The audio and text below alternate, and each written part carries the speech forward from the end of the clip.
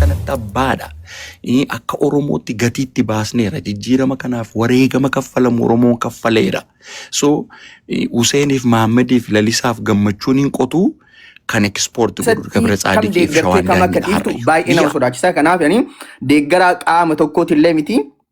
Akka Oromoo tokkotti sagantaan kun qophaa'u agarraan gammadeetiin hin dhufee jechuudha. Mootummaan kaleessa Abashaadhuma qottee sangaa tiksitee nuu bushitu har'a laphee dhiittee Abiyyi dhufee nu ajjeesuutti kaate. Kaleessa maa nuun ajjeesne?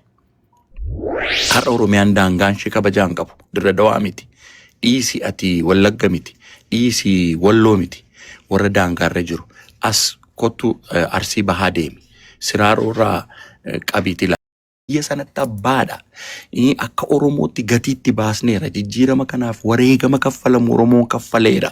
So Huseeniif Mahammadiif Lalisaaf gammachuun hin qotu kan ekspoortii godhu Gabra Tsaadiqiif Shawaan Daanyiidha har'ayyuu. Biyya tokkoffaa akka seenaatitti wanti dhufu hin jiru hin jenne isa kana sirreessi. Wanti dhufu hin jiru hin jenne sirriitti dhaggeeffadhu.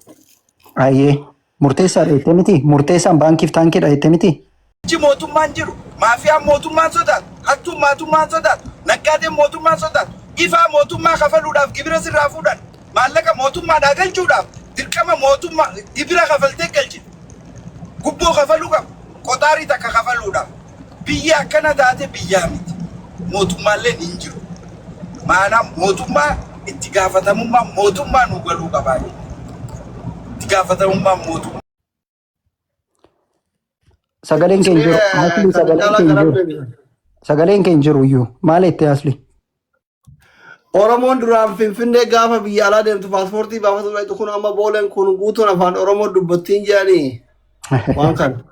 Maali asli Oromoon har'a kan afaan Oromoo dubbachuu jalqabe? Finfinnee keessatti jechuudhumaa fi boolee kana.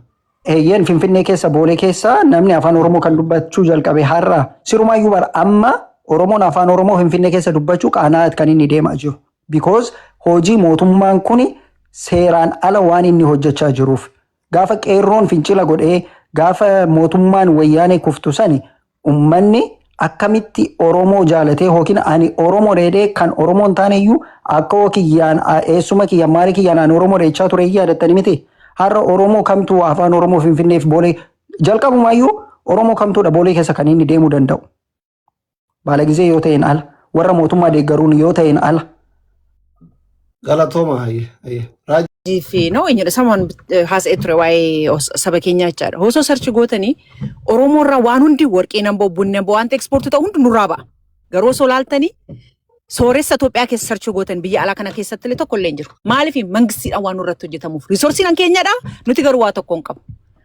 Riiches Ethiopian people osoo jettee Tigreef Amaara maqaa Tigreef Amaara taasisee yaa'a. Oromoon tokkos achi keessa hin jirtu. Baay'ee nama gaddisiisa. Warqiin albuunni nyaanni wanta ekspoortii ta'u hundi foon jettanii furuutii jettan addunyaa sun keessa harka 90 Oromiyaa irraa yaa'a. Hiyyeeyyii irraa gadi moo. Jala kun gibira kafaluun tokkoffaa baay'ee kabadhaafamaa jiru Oromoo miti hin jiruun. Argitee Dr. Silikiyyaa. Mee nama tokko qabna turre sallee biyyaarraa ari'aniitiin isa sodaree qabu sun namicha warra Bashaarra Oromoo arrabsitu warqee asirraa laataa fi oola.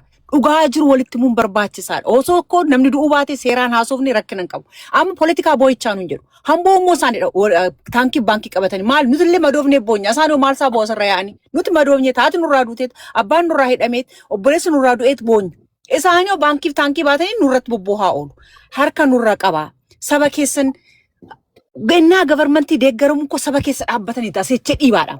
Saba keessa dhaabbatteetiin sabarra harka qabdeen malee haadha kee duutu hin dhageenye abbaa kee du'u hin dhageenye obboleessa kee du'u akkana hiyyeessa kalee keessaa dhiitamu argaa akkas jechuun kuni gadhummaarraa gadita. Ani dhugaa rabbii gowwummaa maalii maalti fira turraa qaanaa jedhan nuti sirraa qaanofne.